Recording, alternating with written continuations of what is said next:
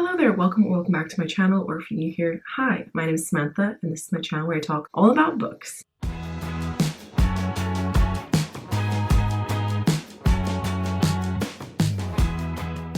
Anyway, today I'm coming to you with my May and June wrap up. I didn't end up posting a wrap up for May because honestly, May was a bit of a weird month in terms of my reads. Like I just didn't really feel that passionately about any of them. So when it got to the end of the month and I knew I had to film my wrap up, I was just like, I don't really feel like it whatsoever. And then I got like halfway through June and I was like, you know what? I'm just gonna combine the two because I just really don't have that much to say about the books that I read in May. Anyway, but yeah, May was like a really busy month for me. I had so much on. Early on in the month, I had my half marathon and then I had a wedding in Spain, and then the following weekend I had another wedding. It was pretty insane. Once everything was over, it was very, very strange. It was kind of like, what on earth do I do with my life now? Like I've been so busy that it was really, really weird to be like, oh, like that's everything that's been like on my radar is now finished. So yeah, it was a bit of a weird time and I felt like I didn't read that much, but actually in May I read 6 books and I read 7 books in June, although the page count is very different between the 2 months. But yeah, I often ramble in the intro a lot, so I'm not going to do that. I'm just going to get into my stats. So I go over the stats on Storygraph first, and then I go through every single book I read and what I rated them, and then I'll go into the reviews where I'll give you my more detailed thoughts on books that I have a lot to say about. I'm first of all going to start off with the stats, and these are the ones from Storygraph. I'm going to alternate between months for each stat instead of going all the way through May and then all the way through June. I think it will be more interesting to be able to like compare them a bit. So yeah, let me just start a screen record so we can go over these statistics. So in the month of May, as I said, I read 6 books and that came out to a total of 1,491 pages. A lot of those books were pretty short, and I listened to 5.28 hours of audiobooks. In terms of the moods, I read mostly funny books, also adventurous, some reflective, inspiring, basically most of the moods that you might have.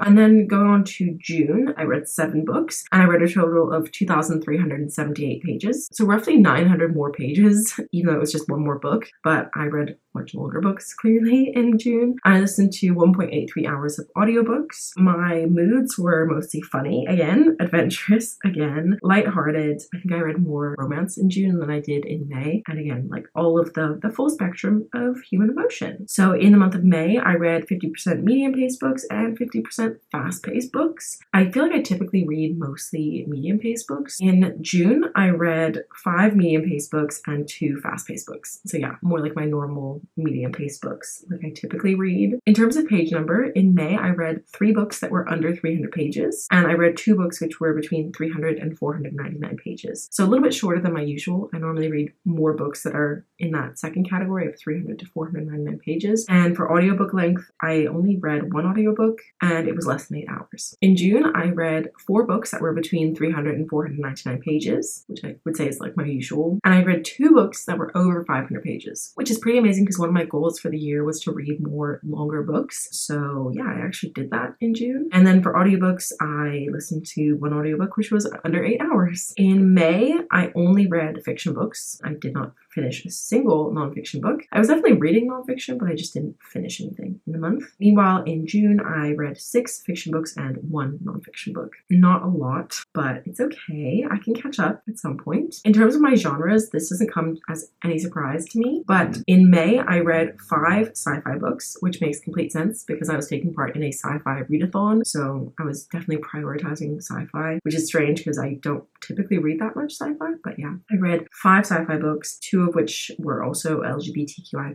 I read 1 thriller, 1 romance, and 1 contemporary because I read a contemporary romance. This is really strange. I didn't read any fantasy in May. I feel like May was like my most average reading month. And I wonder if that's why, because I read only 1 romance book and no fantasy, which are my favorite genres. So moving on to the genres in June, I read 3 romance books, 3 fantasy, although there might be some overlap there between romance and fantasy, but 2 sci-fi, 2 historical, 1 sociology book and history, that was like the nonfiction book I read, 1 that falls into the young adult category, and 1 contemporary. So that would have been a contemporary romance book. So yeah, I think I had 2 fantasy romance, 1 contemporary romance, and 1 straight fantasy. I'm trying to remember off the top of my head. In terms of the format of of books that I read. In May, I read 4 books physically. I read 1 digitally and I listened to the audiobook of 1. And in June, I read 5 physically, 1 digitally, and 1 audiobook. In May, I had an average rating of 3.5 stars, which obviously isn't terrible, but it's also not the best. So I had 1 2.5 star read, 1 3-star, 1 3.5, and I had 3 4-star reads. So I didn't have any 5-star reads in May, which was a bit of a shame. I feel like I was on quite a roll there where I was having 1 5-star every month. But yeah, I didn't have any in May. And in June, my average rating was 3.64, and I had 1 2.5, 1 3.25, 2 3.5, 1 3.75, 1 4, and 1 5. So it was a slightly better month in terms of rating than May was. And obviously much better in terms of page number. Anyway, so that's all for my statistics. So now let's go over all of the books that I read and when I rated them. And then we'll go into my reviews, which will be ranked from worst to best. So starting off with all of the books that I read. The first book that I read in May was Mixed Signals by B.K. Borison, and I gave this 3.5 stars. Then I read A Psalm for the Wild Built by Becky Chambers by Becky Chambers, and I gave this 4 stars. Next, I read Recursion by Blake Crouch, and I gave this 2.5 stars. Then I read Artificial Condition by Martha Wells, which is the second Murderbot Diaries book, and I gave that 4 stars. Then I read Rogue Protocol, which is the third one, and I gave that 3 stars. And finally, the last book that I finished in the month of May was A Prayer for the Crown Shy by Becky Chambers, and I also gave that one 4 stars. And then in June, the first book that I read was Exit Strategy by Martha Wells, which is the 4th one in the Murderbot Diaries, and I gave that 3.5 stars. Then I read Half a Soul by Olivia Atwater, and I gave that 3.75. Then I read Skyward by Brandon Sanderson, and I gave that 3.25. I finally finished reading Butts by Heather Radcliffe. This is just the dust jacket because I've actually lent it to a friend, but I had been reading this for a very long time, and I finally finished it in June, and I gave this 4 stars. Then I read an arc of Business Casual by B.K. Borison, and I gave that 3.5 stars. Then I read Emily Wilde's Encyclopaedia of Faeries by Heather Fawcett, and I gave that 2.5 stars. And finally, the last book that I read in the month of June was A Court of Mist and Fury by Sarah J. Maas. This was a reread, and I gave this 5 stars. Okay, so now that we've gone over all of the books that I read, let's get into the reviews. First of all, I'm going to start off with Emily Wilde's Encyclopaedia of Faeries by Heather Fawcett. As I said, I gave this book 2.5 stars, and I was so disappointed in this one. I spoke about this in my mid-year book freakout tag, but basically I started off really enjoying this book. It actually took me a little while to get into it, but once I got into it, I was really enjoying it for the first 200 pages, and then the last 100 pages really just ruined it for me, and I found it to be such a slog to get through those last 100 pages, and it just completely ruined everything. I was like so disappointed. I also felt like the romance came out of nowhere in that last third of the book. Yeah, I was really disappointed with this one because I started off loving it, and in the end I felt very negatively towards it. If you don't know what this book is about, somehow it basically follows our main character Emily Wilde, and she is a professor at Oxford or Cambridge, I can't remember. I want to say it's Cambridge, actually. Anyway, she's a professor at Cambridge. She's like a professor of fairies. And she's basically spent her whole career so far dedicated to making this encyclopedia of fairies. So she decides to go to this remote village because they have different types of fairies there that aren't very well documented. So she decides that she's going to go and document this. So then finally her encyclopedia will be ready to go. But when she gets there, she ends up not really adhering to the local customs, and she accidentally really offends the locals there. And so her sort of arch nemesis and academic rival is Wendell Bambleby. So he comes along, kind of saves her from herself and sort of smooths things over so that she can actually get some help with finishing off this encyclopedia. And yeah, I already talked about how I felt about this book, but in terms of the actual characters, I didn't really like Emily or Wendell. I felt like they were so flat. Like I couldn't really tell you anything about them. The only character who stuck out to me was this little fairy character called Poe, who I absolutely loved, and he's the only reason this book didn't get like 1 star. No, that's harsh. I don't think I would have given it 1 star, but I probably would have given it 2 stars if not for Poe. So Poe gave it that extra half star. He was the only reason I read it, and I would read the sequel for Poe alone, but I won't because I don't want to put myself through that. It was so boring. The next book I'm going to talk about is Skyward by Brandon Sanderson. I started this during the Galactic Fawn, and I actually didn't finish it until June. And part of the reason I couldn't finish it in the month of May was because I wasn't really enjoying it that much. I ended up picking up the audiobook of this so that I could finish it, but I did start reading it physically. Skyward basically follows our main character, Spencer, and she is 17 years old, and she spent her whole life wanting to be a fighter pilot because her dad was a pilot, but he basically broke formation during a big battle and has been dubbed a coward, and he actually ended up dying during that fight. So her whole life she has been known as a coward's daughter, and so she's been wanting to prove herself and she wants to become this fighter pilot, but basically no one actually wants to let that happen. So it's a big struggle for her to kind of get into flight school, and so it's kind of following that, and then she does eventually get into flight school and it follows her learning more about the world that they live in. Yeah, I don't really want to spoil anything. I did not realize that this book was young adult because Brandon Sanderson has written other books which have a 17-year-old main character, but it's not actually classified as young adult. Like, it doesn't read like young adult. For example, I think in Mistborn the main character is 16 maybe. I think in Tress of the Emerald Sea, Tress is either 17 or 18, but yeah, neither of those books read like young adult to me. This one did. The sense of humor in this was so childish and annoying. Like, I really struggled to read it because of some of the dialogue, especially the way that Spencer spoke. It was ridiculous. It was honestly like a caricature. It was so annoying. So I really struggled to read this one because of that, and that's why I ended up switching to the audiobook. But the reason I didn't give this a lower rating was because I did like the action scenes. I found it to be a little bit boring, to be honest, but a lot of the action scenes were really well done and they did intrigue me. And actually there's like a battle at the end and that made me cry, which is bizarre because,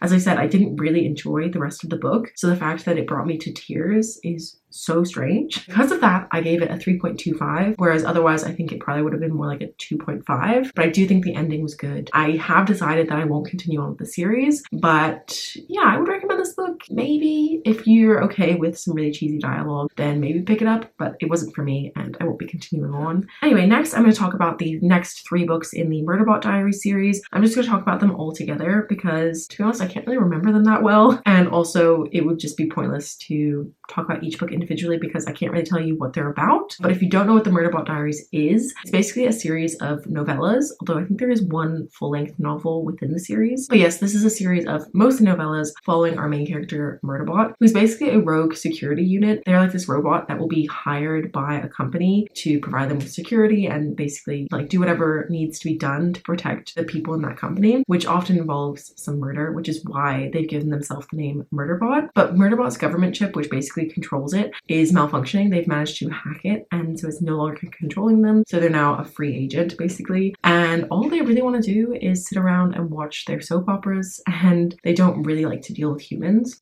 which I think is hilarious.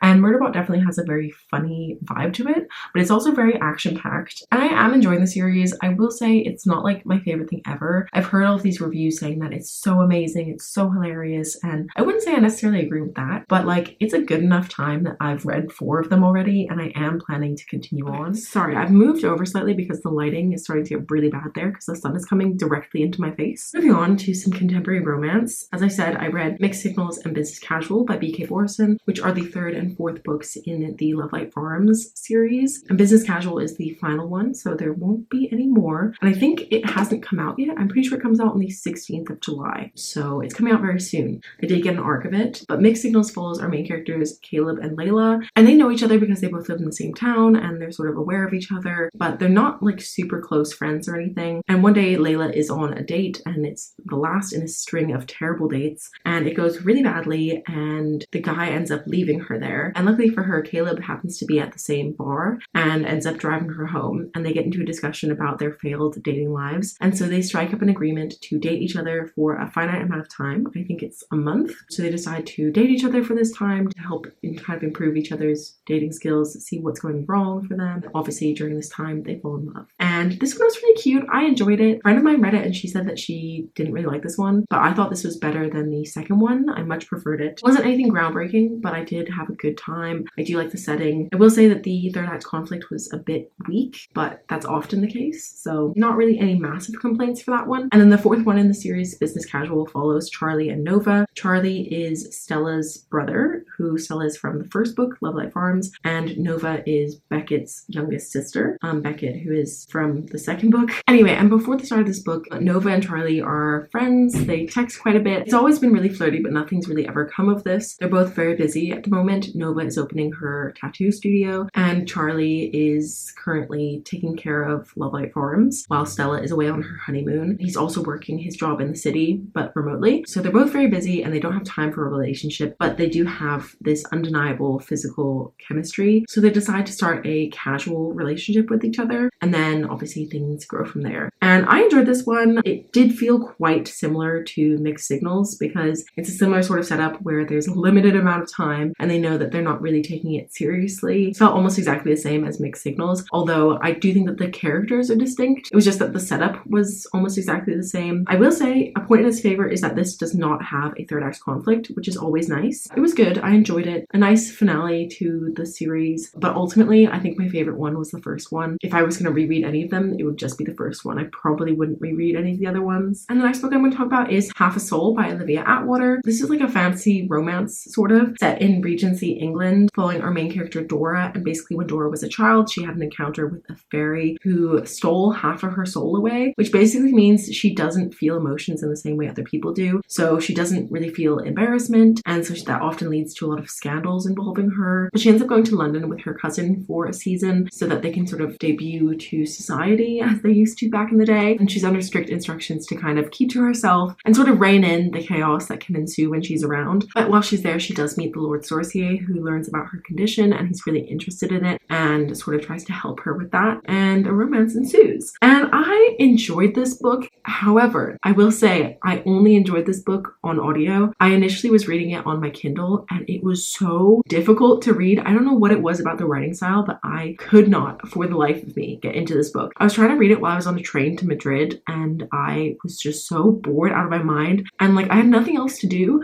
but I could not focus on the book. I don't know what it was about it, but the writing style I just could not vibe with whatsoever. However, when I switched to the audiobook, I actually ended up really enjoying it. So yeah, I would take my rating with a little pinch of salt because I think if I had read it entirely on audio, it could have been much higher. But because I did try to read it with my own eyeballs, I ended up not really enjoying it as much as I could have. So I settled on a 3.75 because I literally couldn't get through it physically. So I don't know. Because of that, I only gave it 3.75. But I think if I had listened to the audiobook only, it could have been a 4.5. Next one I'm going to talk about is Butts by Heather Radke. As I said, I've lent this to my friends, so this is just the dust jacket. But this is basically a non-fiction book all about butts, obviously, and sort of why society is so obsessed with them, what the cultural impact is of butts. And this was a really interesting read. It did take me 6 months to read it, but I am really glad that I did. The only reason it took me so long is because I just don't read nonfiction that quickly, which is part of the reason I like to own it. But yeah, I found it really interesting. I did learn a lot from it. I thought it was really interesting. It brought up a lot of discussions that maybe I hadn't thought about, because obviously I haven't really thought about butts that much in my life, but I was just really curious about this one, and if it sounds like something you would be interested in reading, I would definitely recommend it. Next, I'm going to talk about A Song for the Wild Built and A Prayer for the Crowned Shy. But A Song for the Wild Built is basically set in this world called Panga, and basically a few centuries before the start of this book, there were robots and humans coexisting, but the robots gained self-awareness and they decided to stop working with the humans, and they all just walked into the wilderness, never to be seen again. They said, you know, if we want to make contact,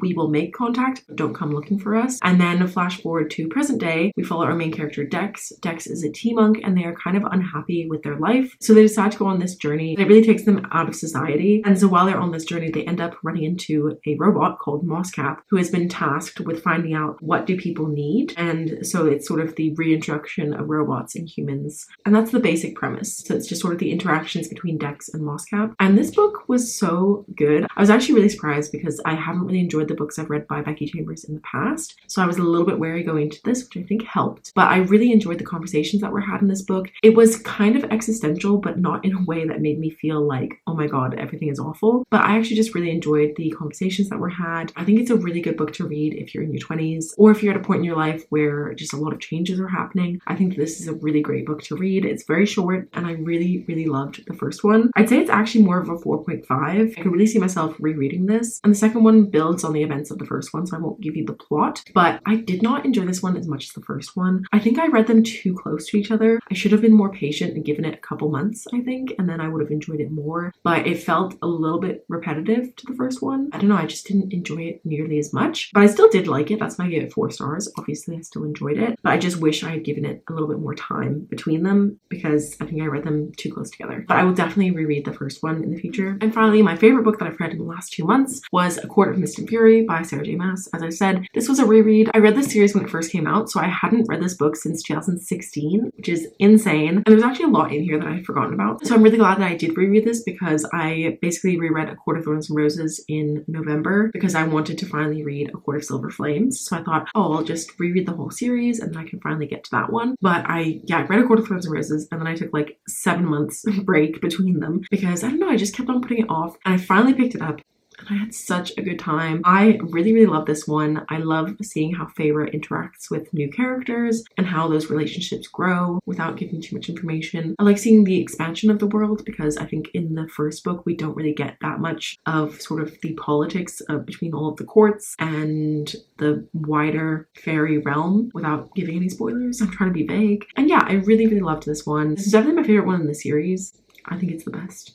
And I had a really good time rereading this. But I really love this series. I don't really feel like I need to sell it to you. If you were going to read ACOTAR, you probably would have read it by now. If you haven't, I would recommend it. I think ACOTAR is not that great, but this one I think is a big improvement. And I'm really excited to get to A Court of Silver Flames when I eventually get to it. I just need to finish reading A Court of Wings and Ruin first. But anyway, yes, those were all of the books that I read in the last 2 months. Please let me know what books you've read recently down below. Particularly let me know your 5-star reads, or if you haven't had any 5 stars, your like high 4-star reads. Basically, your favorite thing that you've read in the last couple of months. I would love to know because I would love to read something really great. So yeah, please let me know any recommendations you have for me down below. If you made it all the way to the end of this video, please leave me a sun emoji because we are supposed to be in summer, even if the weather in the UK right now is not reflecting that. It is supposed to be summer, so leave me a sun emoji down below. Maybe we can bring the sunshine. But yes, that is all I have for this video. So thank you so much for watching. I hope you liked it. If you did, please give a thumbs up.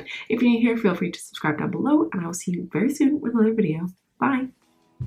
In the backyard of your old farm in the summer, stay there.